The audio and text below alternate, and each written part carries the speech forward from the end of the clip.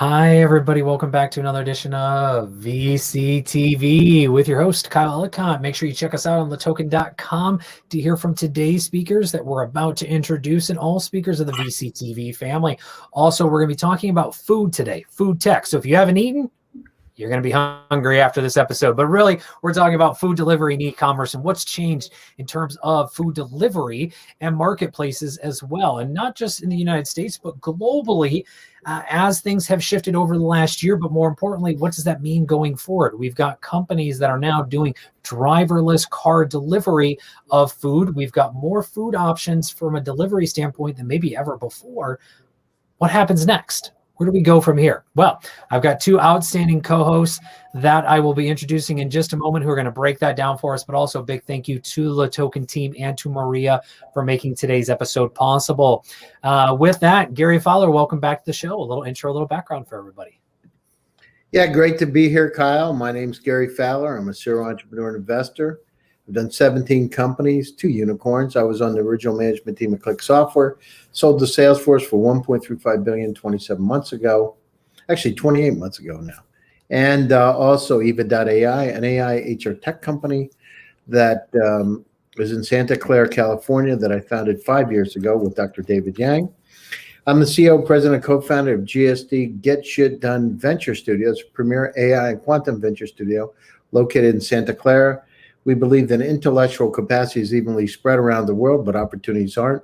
We do a lot of work in Nigeria, a lot of work in Zambia, Ghana, Kenya, South Africa, looking for some of the best AI and quantum companies to curate them, take them to Silicon Valley, and use Silicon Valley as a port to the rest of the world for investors, for partnerships, and for opportunities. So great to be here, Kyle.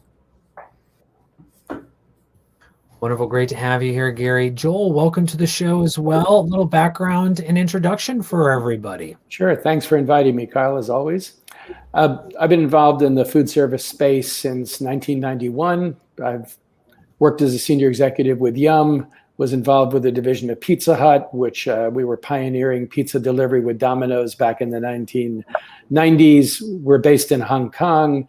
We are primarily a private equity and VC advisory firm in the hospitality and retail and consumer space, primarily around food and beverage.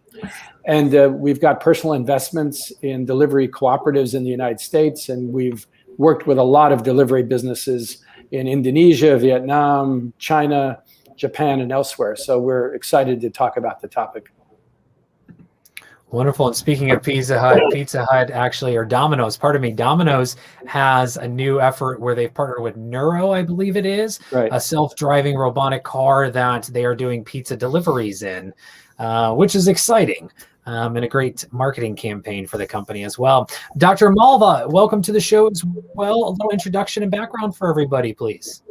Thanks, Kyle, for having me. I'm slightly coming from a different space.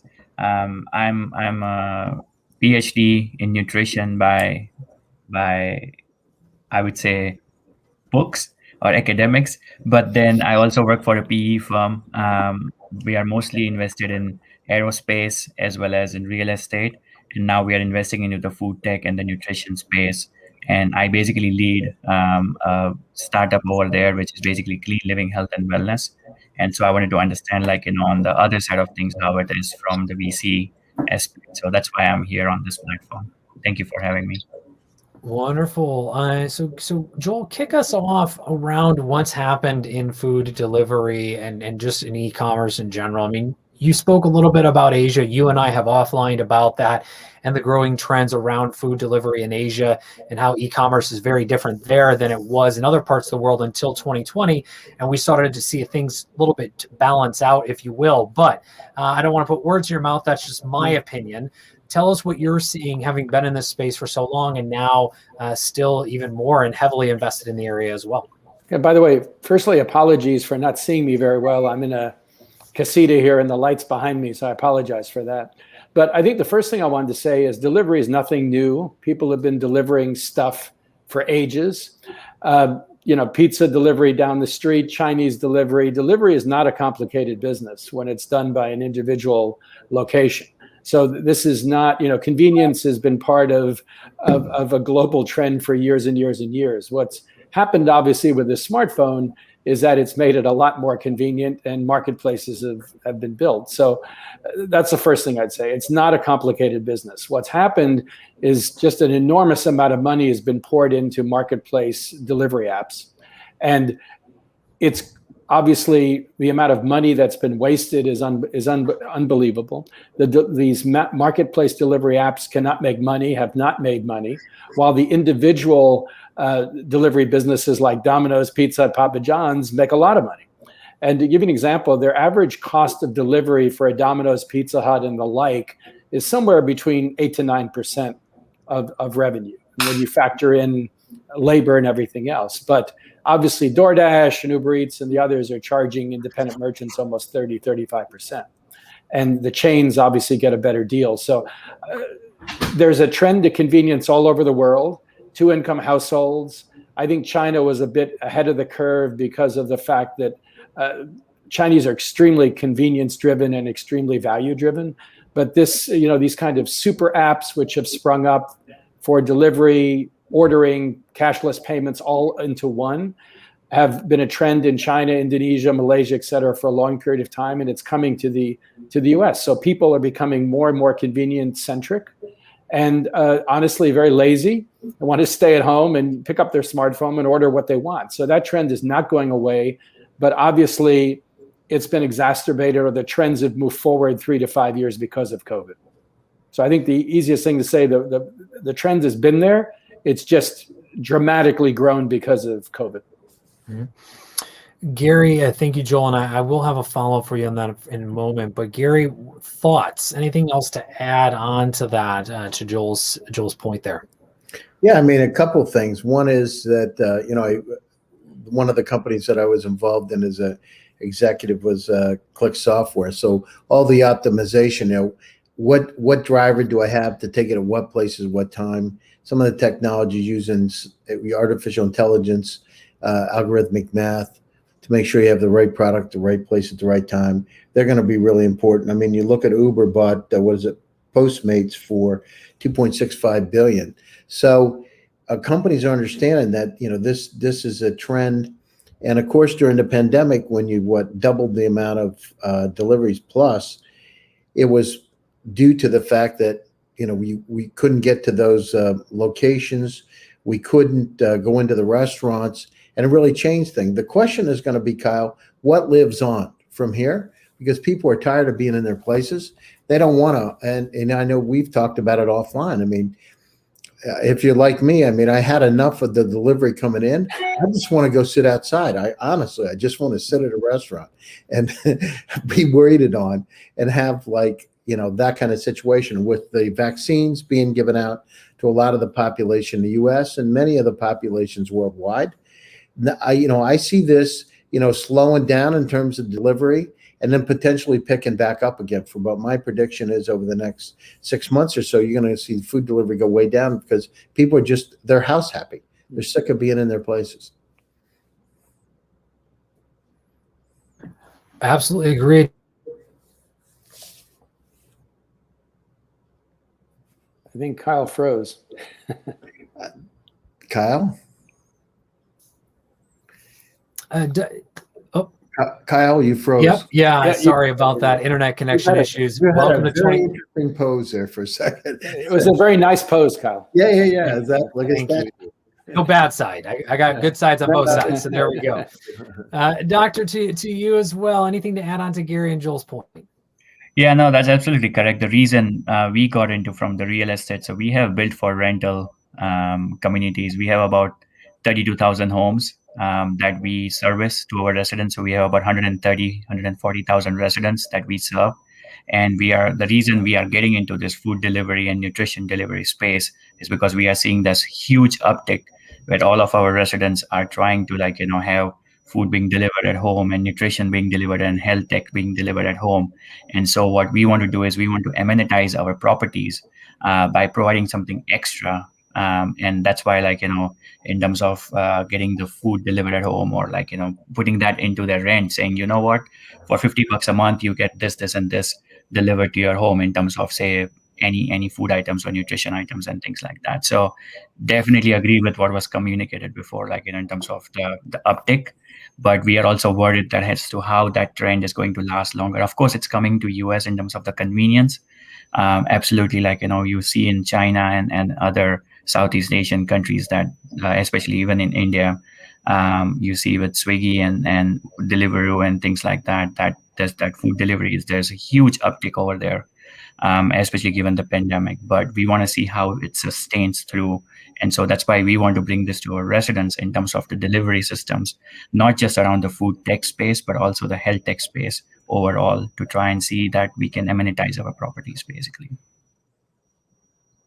So talk to us about the health side of this. I mean, how does health and food delivery play a role with each other? Is there a future that you're seeing with your residents, or that you're seeing more individuals looking at how these two worlds will combine, and maybe even getting wearable devices in there, and using the data generated from wearables, for instance, to maybe change the order habits, etc.? What are you seeing there? Exactly. So that's what we are aiming for. So we are developing a app right now. We are developing a platform where we can bring all the real estate aspect, like visitor management and package management and things like that, into one. But on the flip side of it, which is what I am leading, is basically around the whole health tech platform. So all the wearables, as you mentioned, like Aura Ring, as well as like the wearable watches and things like that, so we can monitor them, and then using that in terms of data, machine learning modeling for the residents as well as the community as a whole, and bringing information and awareness around like what they should be doing, as well as predicting the user behavior, and then using that data set on a much bigger scale in terms of all of our 130,000 residents as to how they are behaving and what they are looking for. And then going a step beyond is helping them understand how their food habits are changing their micronutrients and macronutrients in their body. And so what they can learn from their own data set as well as from the community's data set, saying, look, this is what you should be eating, and this is where you can get it for cheaper, faster, and easier, delivered to your home. And so that's what we are trying to do in terms of using that data set, leveraging it, predicting user behavior, and then prompting them, saying, yeah, the pizza looks amazing, but actually you should go for that salad that you look over there. So something like that, basically. So that's what we want to go towards in the 2 to 3 years. But basically, we have this really nice user database, and because it's localized, we can also have some geographical control over that space as well. I mean, pizza, salad, that's a tough break. But nonetheless, jokes aside, Gary, I want to come to you. I mean, you guys are making a me lot hungry. about I data. gotta tell you, I haven't had lunch yet, but I was just thinking when Joel was talking about Pizza Hut and a salad. I was thinking, well, man. I just had a Detroit pizza last night that I went out and got. So you guys are abusing me now. Nothing like a good Detroit squared pizza, ladies and gentlemen. If you've never had one, I recommend it. With 10,000 calories or whatever.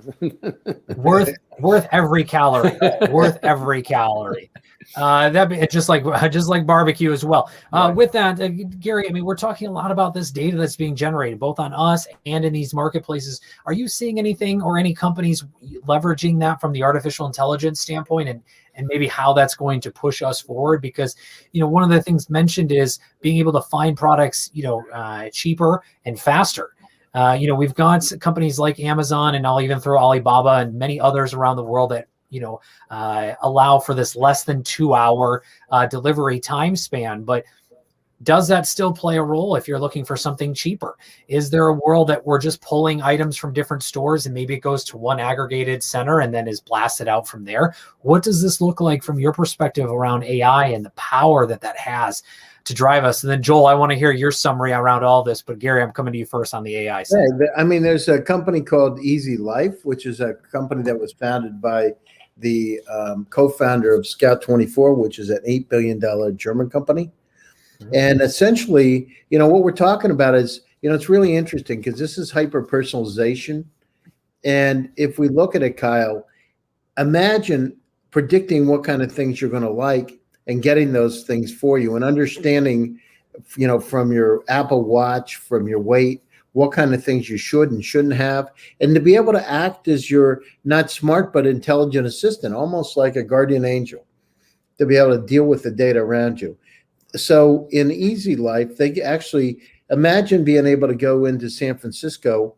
It knows what kind of restaurants you should go to, or be delivered from, how to be able to connect with them, what kind of food you should have based on your current health situation, real time, to be able to just guide you. It's, it's kind of like your consciousness. I remember a long time ago, they used to have like the one devil here and then the angel on the other side, but having the angel to be able to guide you. I look at it as like guardian angels, and that's really going to come sooner than later. So it understands your nutrition. It understands what kind of things you like to eat. It understands the logistics of where those restaurants are located. So you don't have to do all the hard work.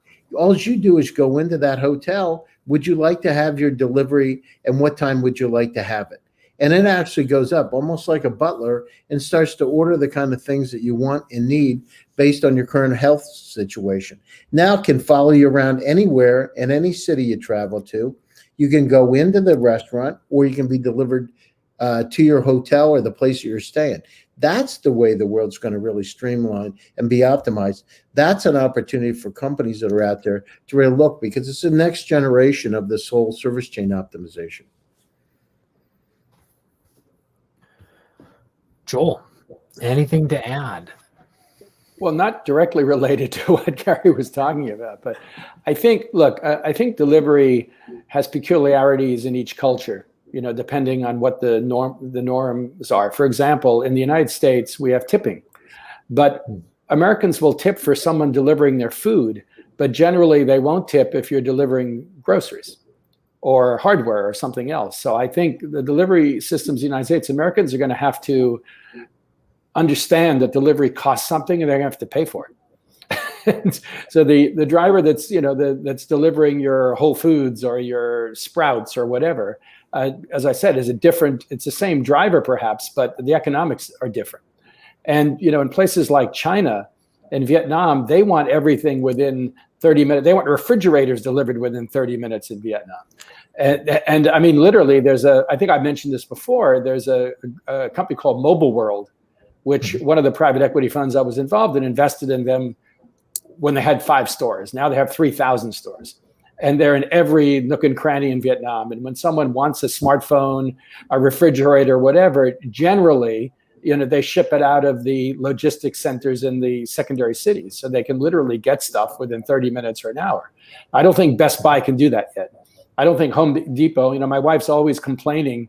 She has to go to Home Depot. Half the time they don't have what we want. So the Home Depots, the Best Buys are way behind, believe it or not, a business in Vietnam.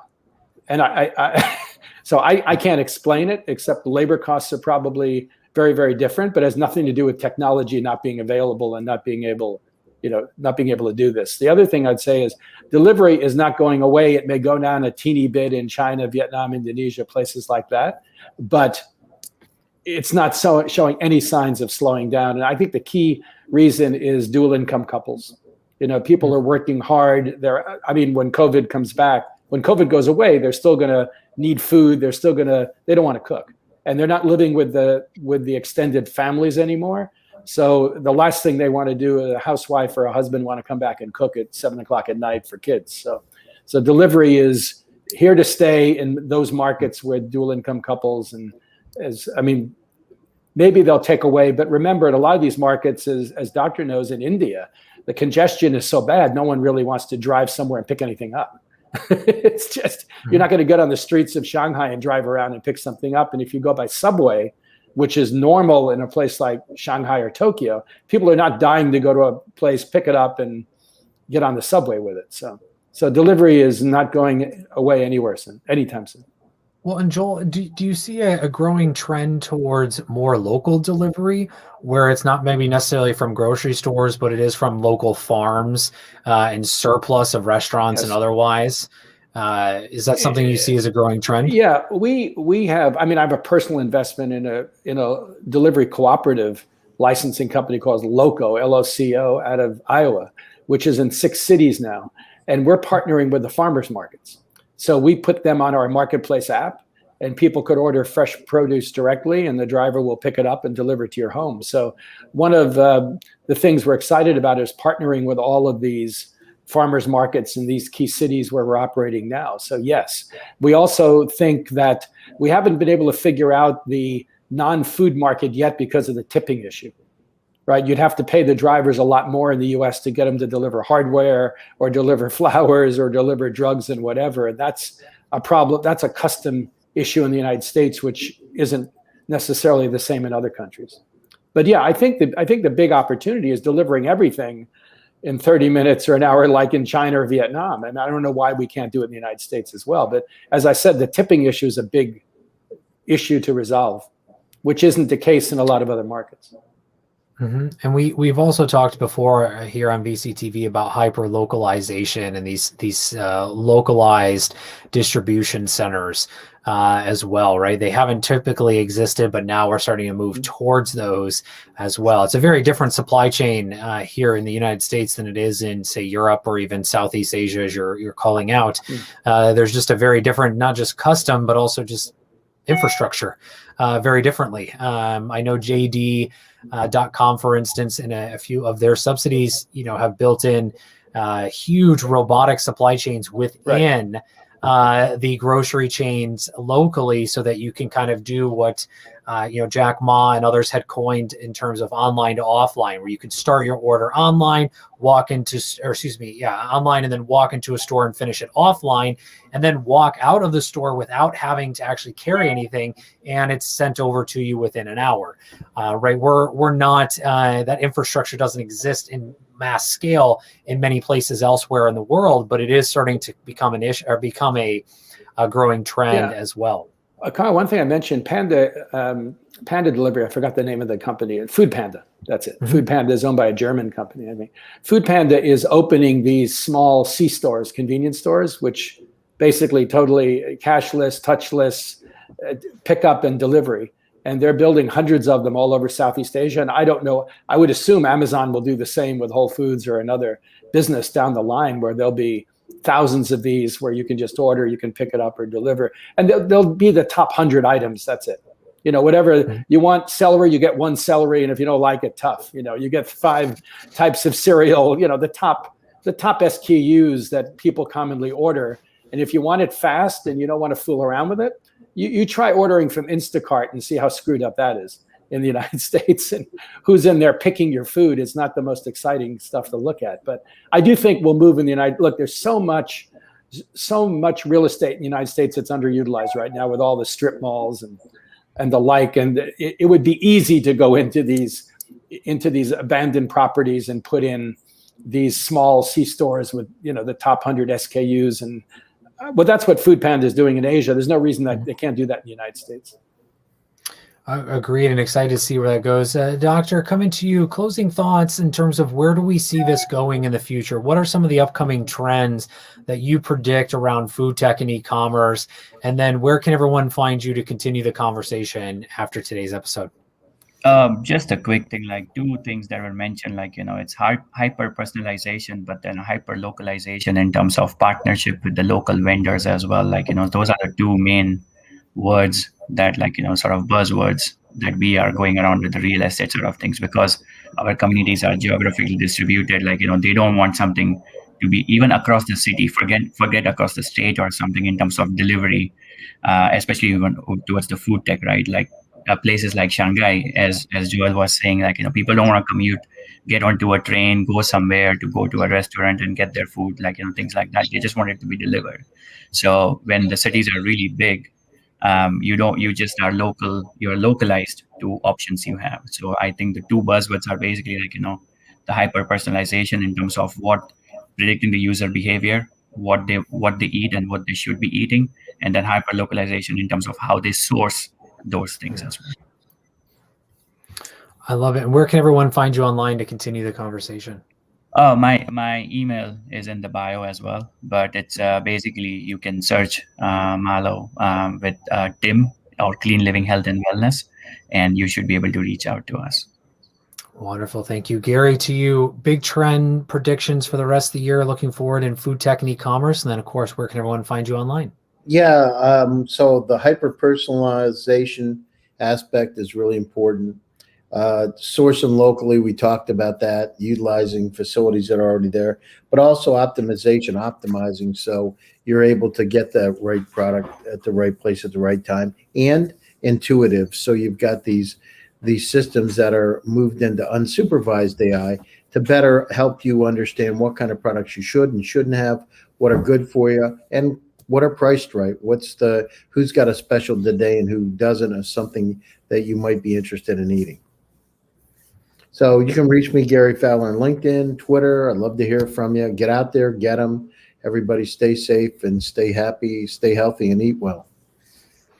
Absolutely. And Gary, we're almost done, so you'll get some lunch here in just a moment. But last but not least, Joel, to you, closing thoughts. And I'm going to eat my leftover Detroit pizza and then you're get on. But Joel, you're abusing me. Yeah. Okay. Well, anyway, you can find me linkedin.com/Joel Silverstein or ewhospitality.com.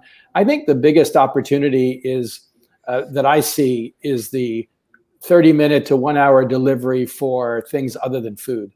And so I think that is, going to be more and more of a trend. And I think whether Amazon gets in there or not, I don't know, but DoorDash is certainly going that way. Because the other thing I'd mention is nobody has figured out yet how to make a decent return on their investment with delivery, other than the single unit self-delivery platforms of Domino's, Pizza Hut, Papa John's, et cetera, or the small Chinese restaurants or independent pizzerias that have been doing this for God knows how many years. So it's not clear, I would say, that they have figured out the model that will actually become a profitable business, given what they're doing today. So I suspect they'll morph into super apps, which is what they've done in Indonesia, Malaysia, China, et cetera, and just bring more businesses onto their platforms, as I've mentioned before, with cashless payments, other banking, reservations at restaurants, et cetera, and make it into a multi-channel revenue source. Wonderful. Thank you, Joel, and thank you all for your thoughts and insights around this next wave of food delivery and e-commerce. A lot to be excited about and a lot of opportunities all three of you painted that picture of as well. So to our audience, make sure you pay attention. If you're looking to build or invest in this area, there's plenty of opportunity globally for you to get involved. And there's three great investors here who would love to talk to you as well to learn more. And also a big thank you to each of you for tuning in. If you like what you heard, make sure you click subscribe, thumbs up, and also share today's episode. Check us out on LATOKEN.com for more from today's speakers and all speakers of the VCTV family. Big thank you to LATOKEN team and to Maria for making today's episode possible. I'm your host, Kyle Ellicott. You can find me along with all of our guests online 24/7, 365. Do reach out. We'd love to continue the conversation. Make sure you add context, where you heard us, where you met us, and what you would like to continue the conversation about. With that, we'll take a short break and we'll see you back here tomorrow for more BCTV. Take care, everybody. Thanks, Bye-bye, Kyle. everybody. Appreciate it. Thanks, everyone.